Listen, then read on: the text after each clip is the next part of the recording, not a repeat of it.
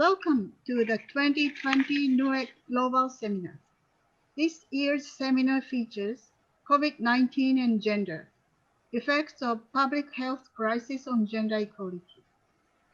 In the midst of COVID-19 pandemic, we are fighting hard for gender equality, with the coronavirus crisis amplifying existing inequalities and power imbalances which disproportionately affect women. We believe, however, the pandemic is also a great opportunity to build back better and transform structural gender inequalities in our society. In light of it, the National Women's Education Center of Japan would like to present two keynote speeches from Taiwan and Iceland. Our first keynote speaker is Dr. Lilian Wong from the National Taiwan University. Dr. Wong finished her PhD from School of Social Welfare, University of California, Los Angeles, with research focusing on gender justice of workplace, gender-based violence, and migrant workers' well-being. Dr. Wong is currently a full professor in the Department of Social Work, National Taiwan University. She was also a visiting professor in UCLA, University of Oxford, as well as Kyoto University and Chiba University in Japan. Dr. Wong will share her analysis of gender impacts and responses of COVID-19 pandemic in Taiwan. Title of her presentation is Crisis Management of COVID from Gender Perspective. Is women leadership the key of success? Thank you very much, Dr. Wong, for joining us today. Now you have the floor. Well, thank you, Dr. Ocha. And it's my great pleasure to join the 2020 NWEC Global Seminar with the topic of COVID-19 and gender. I think this is a very important time to talk this. So today I'm going to present crisis management of COVID from gender perspective. COVID-19, from gender perspective. And a little bit focus will be, is woman leadership the key of success? And this is the structure of my presentation. First one, I'm going to present gender impact of COVID-19 in Taiwan. And then talk about how is Taiwan's model. Then finally go to what is the gender responsive policy for gender impact of COVID-19. In Taiwan, gender impact of COVID-19 has been occurred a little bit serious, but in totally from the total strategy to fight this disease, Taiwan's performance is better compared with other countries. And you can see US has a very serious problem with confirmed cases, and other countries similar with the similar situation. Taiwan with the situation seems better than other society. Look at the data, you can see the death one per 1 million population is about 0.3. And this is the total situation you can see from the picture. And Taiwan is a little bit better than other society compared to Asia countries such as Japan, China, and Korea, compared with other countries in Western society like Japan, like USA and France. And here are some research regarding how Taiwan can be a little bit successful in combating COVID-19. Some people say because the leader is a woman. And it seems like we can trust a little bit, but we will talk to you about this later. And this is the research from the Forbes 2020. saying that female leaders should perish in fight COVID-19. And from the outbreak of COVID-19, there are always discussions about female leadership. Particularly, some people believe women leaders are better at handling the pandemic. So you can see this is the research result saying that countries like New Zealand, Taiwan, and Iceland, Finland, Norway seem to be relatively better at manage COVID-19. And this is the scientific data showing that, yes, until June, countries led by women has less deaths due to COVID-19. And they also have fewer days with people die from the disease. So this is the picture, this is the figure, this is the reality. Shows that female leader can do some performance which is better than men in this world. And back to the reality of the COVID-19 impact to Taiwan. From the expressive impact, you can see the men's disease. This is called the men's disease because it seems that men got poor health situation. Here is about 53% of patients are male. So from this data, you can see COVID-19 just like a man's disease. But also we have to look at the implicit impact. In fact, COVID-19 can cause a lot of indirect effect due to this COVID-19. It seems that there's a poorer or larger impact for the woman through direct effect from this disease. And gender impact on women and girls deserve more attention.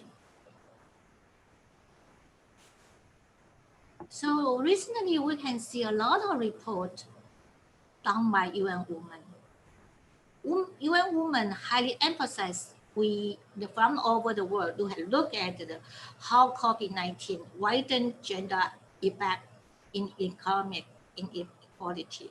And we also need to know, is there enough data related to the impact of COVID-19 from the gender perspective?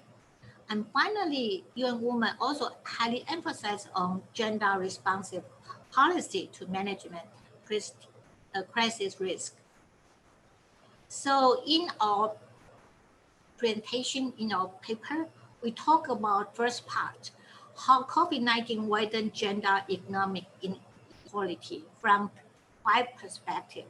First one, we have to look at expose women's precarious economic security. Second part, we have to look at how this disease impact higher economic and health risk of criminalized sectors where women are much suffers from the disease. And thirdly, we also need to know how is the burden of the unpaid domestic and care work caused by the disease. And marginalized women are also have high risk during the COVID-19. So finally, we also need to know what is the situation of violence against women under this threatening disease. And first one, I'm going to show the unemployment rate after the COVID-19. Here is very clear that Taiwan's women's unemployment rate are increasing after COVID-19. Compare the same period last year, the unemployment rate of July increasing 3% for male, but for female, it is about 7%. And we also want to know how is the effect of the women's employment from the unemployment rate. And female unemployment rate is much, much higher than male at this threatening stage. This is the data you can see from the National Statistics of Taiwan we had done, and U.S. Bureau of Labor Statistics. So it's universal situation of unemployment rate, which shows female much serious impact by the disease. And we take another indicator to show the impact of COVID-19. It is called unpaid leave. And you can see unpaid is quite serious after COVID-19. And it reaches the highest situation of the year. So COVID-19 has a high impact to the situation of unpaid leave in Taiwan. And we go to the second part of impact to the economic situation of women. We see that there is a trend that women around the world tend to work in the industry that most likely to be influenced by pandemic. For instance, you can see 54 employers in the accommodation services sector are female, and 70% of employees in health and the social care sectors are women. So it's the situation you can see high risk of being feminized sector. And this is a relationship between proportion of female workers and the infection of risk. So that means there's a very positive relationship between the woman and feminized jobs with higher risk of contracting of COVID-19. And in Taiwan's situation, yes, Taiwan is not exception. As you have seen on the chart, the relationship between the risk of COVID-19 and the female employee in industry is evident in Taiwan. And this is another data shows that one possible situation is that migrant worker and worker from marginalized ethnic group are at a high risk of infection. So COVID-19 has a much higher impact to the migrant worker, particularly in imported country. And there's a data shows 99% of international domestic workers are female, in-house domestic care worker. So you can see they are the high-risk population in this situation, in this disease threatening. And now we move to another part. We can see the policy of the Taiwan, how to help this marginalized woman, particularly migrant worker. There are two policies. The first one is expanded overstayers voluntary departure program. That means the foreign workers can return to their original countries without penalty. And then there's another policy called the temporary extension of period of stay. So we'll keep them under the health situation and protection situation from this preventing their health. And now we also find out there's impact called unpaid care and domestic care, domestic work. And more women back to the home and take unpaid care and the domestic work. And this is the UN data shows that the outbreak of COVID-19, the hours of unpaid domestic works doubled. And in Taiwan, yes, we also see the gender gap are more prominent in Taiwan compared to other Western societies. So wives spend 3 times or more than men to do the housework, as well as taking care of children and elderly. After the pandemic, women may spend more time in this kind of disease-threatening issues at home. And finally, let's move to the impact of women's safety. And we saw that here are a lot of situations in over the world saying that more domestic violence and the safety issue occurred after the COVID-19. For instance, in France, Argentina, Cyprus, and Singapore, they are increased about 30% of the reported cases of domestic violence. But Taiwan situation is much better. However, we also the increase of the domestic violence about like 20 to 30%. And national domestic domestic violence data are currently not available, but we see from the new Taipei city, this is the report. There's a report say that domestic violence in the Q1 of this year increased about 10% since last year. And second part, we're going to talk about Taiwan's model, why Taiwan looks successful in combating COVID-19. Next. And as I mentioned before, yes, maybe it's a successful because the woman's leader. This is something data we have to, some data we might trust.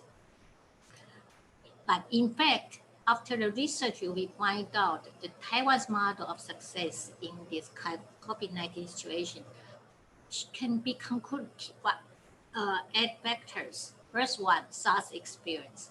Second one, Central Epidemic Command Center has been established since SARS experience. Then third one, information transparency. Then resource allocation issues.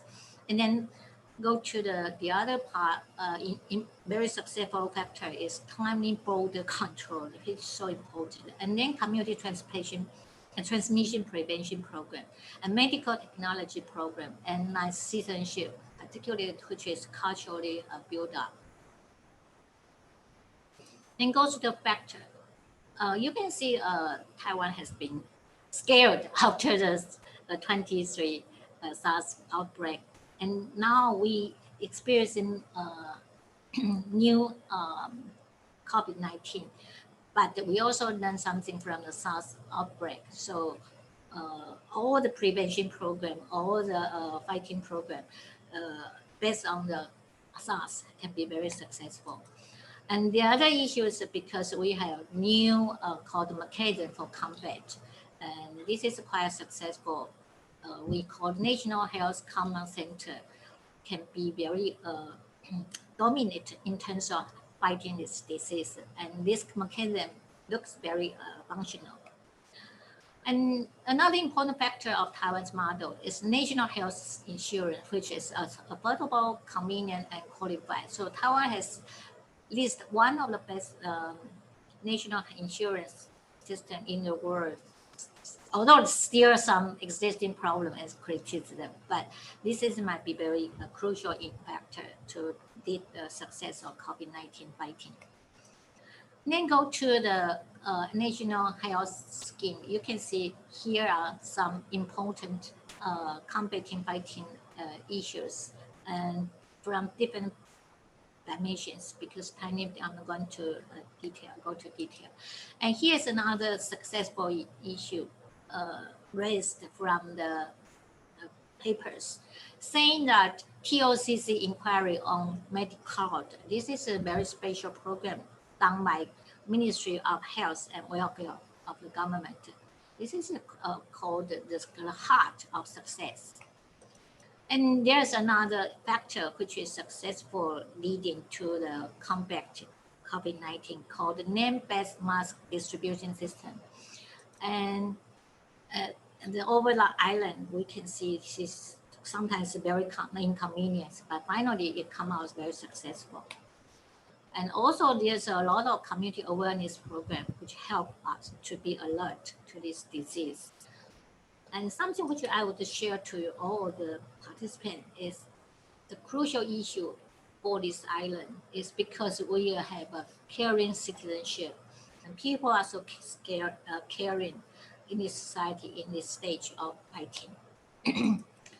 And I also, in my opinion, no policy will be success without good citizenship. So very kind, very caring, very community oriented. This is so special for our society. And finally, as I mentioned in the beginning, yes, female leadership might be the part of success, and which is so crucial to be leading to the success of this disease. But in Taiwan, there's a lot of discussion about this administration is lacking of this Chinese administration is lacking of gender concern because only less than 5% of cabinet members are female. So we cannot say no, but we not. But we also say we need to improve our female leadership in our society, even we working for other issues of gender equality. And finally, just give you some implication about policy and program in the future or Taiwan's perspective. And in this final conclusion, we just mentioned that we need a gender responsive policy to manage risk, very crisis risk. First one is the care for the caregivers. Second one, prepare for increase in gender-based violence and maintain co-health and education service and assistance, and engaging existing women's and youth right and work to support connectivity and information flow. And finally, we need more data called gender data, which can be available to be analyzed and to be actionable. And this is this has been presented in the USAID 2020 some papers. And toward the policies and the program in Taiwan, in fact, I would like to say there's an inadequacy of gender responsive policy. It is not enough for us to analyze all the data still cannot fully reflect the data which is gender impact of the COVID-19. And so in the future, we wish the government can do more data collection from gender perspective and to see how the influence of the pandemic. For more information about our expectation to gender responsive policies and programs for Taiwan, we also expect Taiwan government can do more data collection and do some data-based or evidence-based approach of policy for Taiwan. First one we called how is the gender impact from the COVID-19 through the data responsive collection. So far it's hard to get data which is saying there's a different impact between gender after the COVID-19. So this is the first one we expect the gender responsive data should be collected. Then evidence-based approach of the policy should be developed after the data collection. So we can see what is direct or what is indirect gender impact of the pandemic. So this is something we call the gender responsive policies and program, and based on the data analysis, data collection. That's the first one we expect. And then move to another one, which is a little bit practical and will highly emphasize how policy can be implemented based on the experience of the COVID-19. For instance, we can see many women work at home after COVID-19. And so in the future, we wish government should be based on the flexibility and choice, two principles to guide gender responsive policy in the workplace. So first one we call the flexible workplace support for working women policy. And then second one is economic support package for vulnerable women, particularly for those who are unpaid leave. So this is the second policy in the workplace. And as I mentioned before, there are more women are got more domestic violence. So for government, there's a flexible temporary shelter program should be developed for the domestic violence cases. While COVID-19 happened in Taiwan, we saw there's an increase of domestic violence. And then telehealth services for rural women in particular should be highly emphasized, because we need justice for women, whether they live in the city or live in the rural area. They need the right. They also have the right to get the telehealth services. And finally, we also highly emphasize on migrant workers' health, because migrant workers can be marginalized in our society. And the most important is the whole society needs social resilience program, because the whole society are suffered. So at the peak of the COVID-19, although now we are back to the school, we are back to the normal life, but still people are scared. People are hurt sometimes in economic situation or in the private life.